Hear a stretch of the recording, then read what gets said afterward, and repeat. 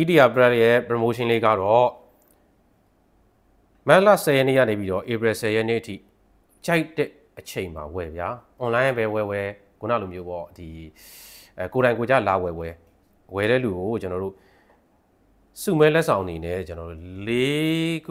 ၄မျိုးကိုကျွန်တော်တို့၄ယောက်ရွေးချယ်ပေးသွားမယ် MacBook user တွေတွဲသုံးတင်းတဲ့ Jaggery ရဲ့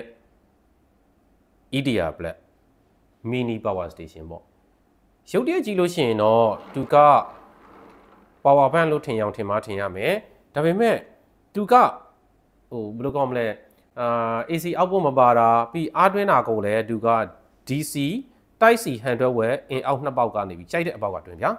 ပြီးတော့လို့ရှိရင်ဒီကောင်က USB output က 18W USB output maximum ပေါ့နော်တစ်ပေါက်ပါမယ်ရိုးရှင်းတယ်ဗျာသူ့မှာပန်ကာမပါဘူးဘာမပါဘူးဒါပေမဲ့သူက Power Station တစ်လုံးမှာရှိတဲ့ Inverter Control System ပါတယ်ပြီးတော့လို့ရှိရင်ကျွန်တော်တို့က MacBook လို့ဒီတန်ဖိုးကြီးတဲ့ပစ္စည်းပေါ့100ဝန်းကျင်လောက်ပစ္စည်းမျိုးဒီကောင်နဲ့တွင်းမယ်ဆိုလို့ရှိရင်အကြာကြီးတော့တွင်းလို့မရဘူးအကျင့်ရအများကြီးတော့တွင်းလို့မရဘူးဒါပေမဲ့ MacBook ကိုဘယ်လိုခေါ်မလဲအပြည့်အကာအကွယ်ပေးနိုင်တယ်ဘာဖြစ်လို့ဆိုတော့တစ်ခါကြာလို့ရှိရင်ကျွန်တော်မီးပြတ်သွားတဲ့အချိန်မျိုးမှာဆိုရင်ကျွန်တော်တို့ကတချို့ရုံတွေမှာဆို generator တွေနှိုးတာပေါ့နောက်တစ်ခုကကြတော့တချို့ဆို EVC မီးပဲဖြစ်ဖြစ် generator ပဲဖြစ်ဖြစ်ဟိုကြိုက်တဲ့မီးဖြစ်ဖြစ်စေအခုချိန်ကတော့မီးကဟို generator ထွက်လာလို့ရှိရင်လည်းတေချာတယ်ပြူဝါဆိုင်ဝေးထွက်မှာပေါ့ modify ဆိုင်ဝေးလောက်ပဲထွက်မှာအဲ့ဒီအချိန်မှာဆိုလို့ရှိရင်ကျွန်တော်တို့ကဘယ်လိုခေါ်မလဲကိုယ့်ရဲ့တန်ဖိုးကြီးတဲ့ပစ္စည်းတွေပျက်စီးသွားနိုင်တယ်ဒါဆိုရင်ကျွန်တော်တို့ကဒီကောင်လေးကိုကြားခံပြုတ်ပြီးတော့တစ်ဆင့်ကျွန်တော်တို့ကတွင်းမယ်ဆိုလို့ရှိရင်ကိုယ့်ရဲ့ MacBook လည်းအထဲမှာပါတဲ့ battery လည်းတက်တန်းစိတ်သုံးလို့ရတာထက်ပိုသွားနိုင်တယ်ဗျာနော်နောက်တစ်ချက်ကဘာလဲဆိုလို့ရှိရင်သူကဒီကိုယ့်ရဲ့ဒီ MacBook တွေအားတွင်းတဲ့အခါမှာဆိုလို့ရှိရင် MacBook ထဲမှာရှိတဲ့ battery percentage ပေါ်မှာမူတည်ပြီးတော့သူက watt ကိုလည်း adjust လုပ်တာပြီးတယ်ဒါကလည်း battery တက်တန်းကိုကျွန်တော်တက်တန်းစိတ်သုံးလို့ရအောင်အထောက်အကူပြုတဲ့ဟိုပါပေါ့နော်ဘယ်လိုကောင်းလဲနည်းပညာတစ်ခုပါပဲသူက power station လို့ပြောလို့ရတာကသူကဘယ်လိုခေါ်မလဲအထဲမှာ inverter control system တစ်ခုပဲပါလို့တော့မဟုတ်ဘူးသူကကျွန်တော်တို့ solar နဲ့အားတွင်းမယ်ဆိုလဲ watt layer solar panel နဲ့ဒီ Type C input ကြိုက်တဲ့အပေါက်ကနေပြီးတော့ကျွန်တော်တို့အားပြန်တွင်းလို့ရတယ်ပြီးတော့ရင်ကျွန်တော်တို့ပုံမှန် AC နဲ့အားတွင်းမယ်ဆိုလို့ရှိရင်လည်း maybe ကျွန်တော်တို့ watt 68 watt ရှိတဲ့ adapter နဲ့တွင်းမလားဒါမှမဟုတ် watt 120ရှိတဲ့ adapter နဲ့တွင်းမလားဒါမျိုးဆိုရင်တနားရီဝန်းကျင်လောက်တွင်းရင်0 to 100ကိုပြည့်တယ်ဗျbattery size ကတော့ဘယ်လိုခေါ်မလဲ watt hour အနေနဲ့ဆို61ဓာတ်မဘာပေါ့သူက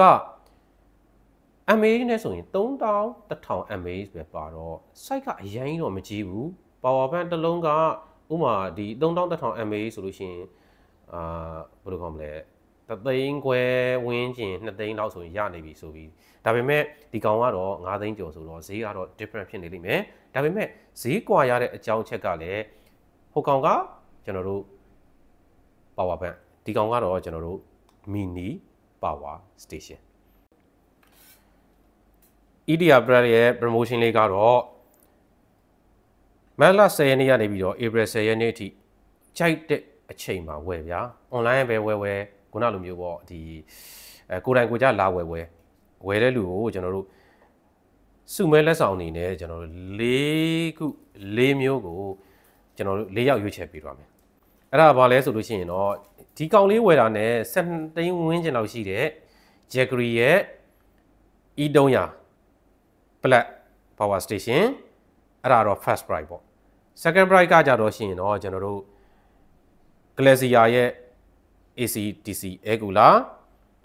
third price ကတော့ကျွန်တော်တို့ AC DC ပန်ကာပေါ့ဗျာစတုထမြောက်